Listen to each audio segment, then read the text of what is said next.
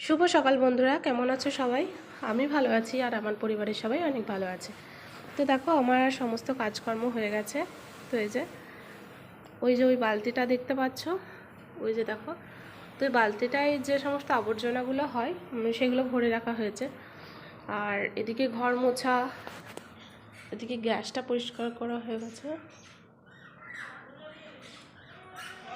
তো এখানটা তোমার আগে এই জায়গাটা অন্যান্য জিনিস থাকতো, আর এখন ভাবলাম যে না, এগুলো অন্যান্য মানে ওলট পালট করে একটু রাখি।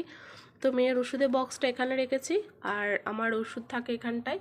তো এখান থেকে যেন অনেকগুলো বাড়তি ওষুধ বের হয়েছে, তো সেগুলো আমি এখানে রেখেছি। কোনটা কিসের ওষুধ আমি বলতে পারবো না, মানে নাম লেখা নেই আর আমি ভুলে গেছি। তো ডাক্তারকে জিজ্ঞেস করবো আর একবার।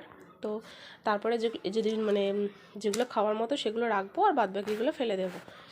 তো আর জানো তো তোমরা, জামাইবু এসেছিলো, দিদি জামাইবু। তো সেই জন্য কয়েকটা বাসনপত্র বের করেছিলাম। তো এই যে এখানটায়, আর এই যে আমার বাসনপত্র ধোয়া হয়ে গেছে। খালি মানে এগুলো সব পরিষ্কার পরিচ্ছন্ন করে নিয়ে আলমারিতে ভরে দেবো। আর এই যে মেয়ে দুধটা নিয়ে এসেছিলো, এটা এখনও শিল খোলা হয়নি। আর ফরচুন আটা নিয়ে এসেছিলো 5 কেজি, তো 1 কেজি করে প্যাকেট। একটা প্যাকেট ফুটো ছিল, সেই জন্য সেটাকে আমি বক্সে রেখে দিয়েছি, আর একটা মাকে দিয়েছি। আর এখানে 3 প্যাকেট আছে। আর এই যেখানটা দেখো, তোমাদের দাদাভাই চিত্তরঞ্জন নিয়ে এসেছিলো। তো যেহেতু আমার কাছে এখন ফ্রিজ নেই, সেজন্য এটাকে এরকম বাইরে রেখেছি বলে দেখো কীরকম একটা হয়ে গেছে। দেখতে পাচ্ছ? খুব কাছে থেকে দেখলে বুঝতে পারছো আশা করি। তো এটাকে ফেলে দিতে হবে। আর হচ্ছে তোমার এগুলোকে একটু গুছিয়ে রাখি, তারপরে আবার পরে অন্যান্য কাজ হবে। এখন কিন্তু প্রচণ্ড মানে ঠান্ডা ঠান্ডা লাগছিল। তো এখন একটু রোদ উঠেছে। আর মেয়ে আজকে বিছানার মধ্যে পটি করেছিল, তো সেই জন্য সব কিছু ভালোভাবে পরিষ্কার করে ধুয়ে আমি ছাদে মেলে দিয়ে এসেছি। আর ওর বাবা এখন নেই বাড়িতে, তো আমার বড় মেয়ে নিয়ে গেছে ওকে বাইরে একটু। আর আমি ততক্ষণ এগুলোকে, এই যে বাসনপত্র বললাম, এগুলোকে ভরে নিই। তারপরে আবার পরে তোমাদের সাথে কথা বলবো। এখন অনেক কাজ বাকি আছে। কটা বাজে এখন চলো তোমাদেরকে দেখে বলছি। তো এখন বেজে গেছে 9:30টার মতো। তো আমার আজকে মুড়ি বলতে মানে মেয়ে তো মুড়ি খাবে, তো কিছু করা হয়নি। ভাত আছে, ভাতটাকে পেঁয়াজ দিয়ে ভাজা হবে। তো চলো আমি সমস্ত কাজকর্ম সেরে নিই, তারপরে পরে কথা বলবো।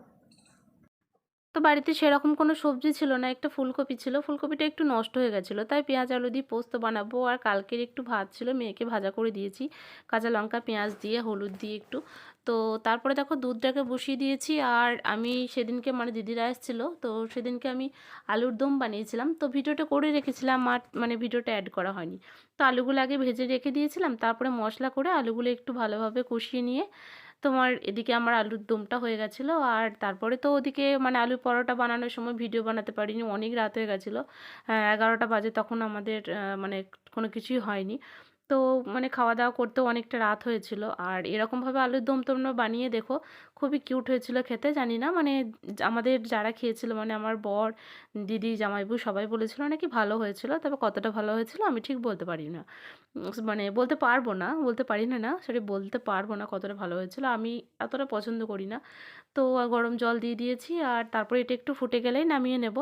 তো কালারটা আমার, বিশেষ করে আমার যে কোনো রান্নাতে মনে হয় যেন কালারটা মেন, তাই না? তো কালারটা যদি একটু লালচে লালচে হলদে হলদে হয়, তাহলে সেই জিনিসটা খেতেই একটা আলাদা টেস্ট হয়। তো তারপরে দেখো আমি ক্যামেরাটা একটু সেট করে নিলাম, ক্যামেরা বলতে ফোনটা, আর রুটি বানাবো। তো ওদিকে আমি যে প্যানটা গরম করতে দিয়েছি গ্যাসের মধ্যে, আর এখন হচ্ছে রুটিটা বানিয়ে নিই। তো না, আজকের এই যে মানে আটাগুলো ছিল, তো এই আটাগুলো ফরচুন আটা। তো মানে ভালোভাবে বিকেলবেলা মেখে রেখেছিলাম, আর এখন তারপরে সন্ধ্যেবেলা একটু লেচি কেটে নিয়ে আমি এখানটার মধ্যে বসে বসে রুটিগুলো বানিয়ে নিলাম। তো রুটি বানাতে বানাতে আমি সবসময় জিভটা বের করে থাকি, অনেকে হয়তো কমেন্ট করবে জানি, কিন্তু এখন কি একটা অভ্যেস হয়ে গেছে, যে কোনো কাজ করতে করতে খালি আমার জিভটা বেরিয়ে যায়।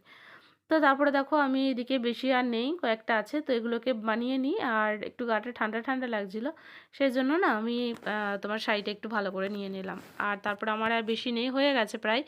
তো এটা আমার বেলে নিলেই কাজ কমপ্লিট। আর তারপরে দেখো আমার হয়েও গেছে। আর এখন না এই শীতকালের দিনে এই সন্ধ্যে থেকে কোনো কাজকর্ম সারতে একদম ভাল লাগে না, বিশেষ করে জল নিয়ে যে সমস্ত কাজ করতে হয় সে সমস্ত কাজ থেকে তো মনে হয় যেন 10 হাত দূরে থাকি সবসময়। তো কী বলো তো, কিছু করার নেই, খেতে গেলে তো করতেই হবে। আর বাড়িতে তো তোমার আমি ছাড়াও তো আরও অনেকজন আছে। তো সেই জন্য একটুখানি করেই রাখি। আর আমি আটাটা ঠিকমতো মাখতে পারি না বলে আমি দুপুরবেলা আটাটা মেখে রাখি, একটুখানি থাকে, তারপরে সন্ধেবেলা আর একবার ভালো করে মেখে নিয়ে তারপরে আমি করে নিই। তো আলুর দম বানাবো না কি বানাবো কি জানি, এখন ঠিক বলতে পারছি না।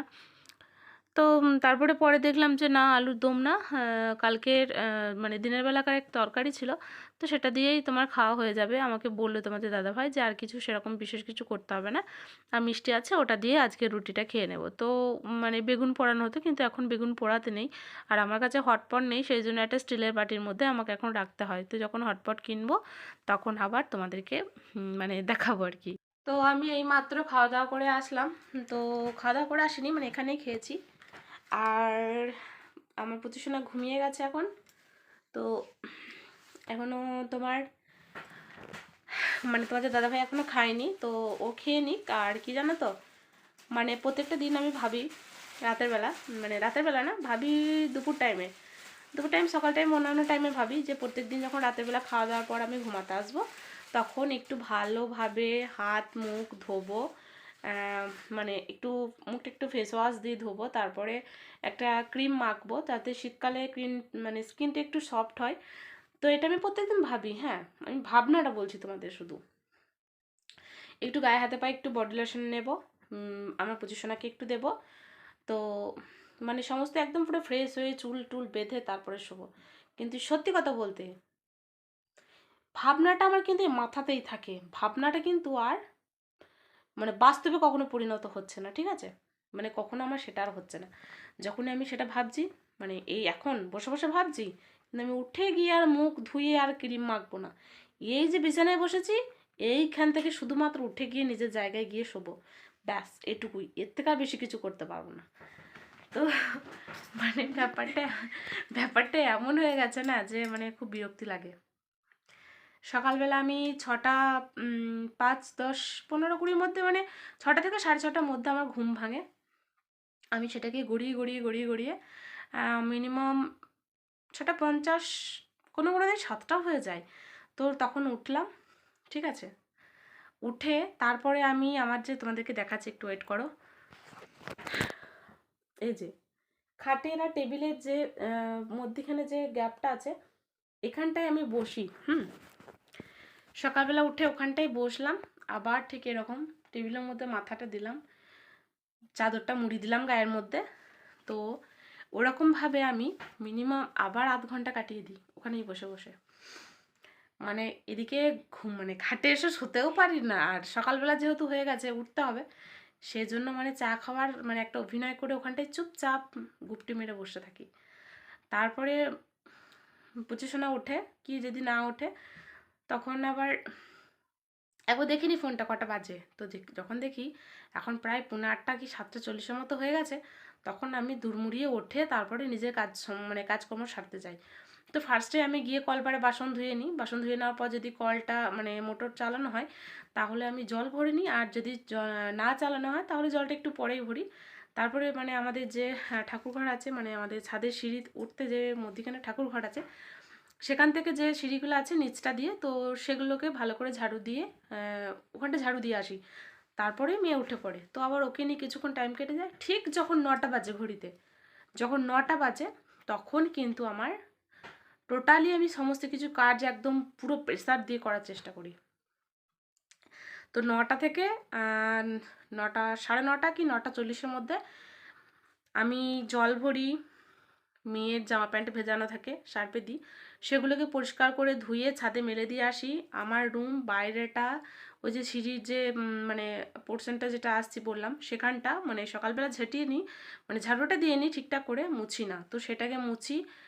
তার মধ্যে আমি তোমার চায়ের যে বাসনগুলো থাকে, মানে সসপ্যান কাপ থালা যেগুলো থাকে সেগুলোকে ধুই।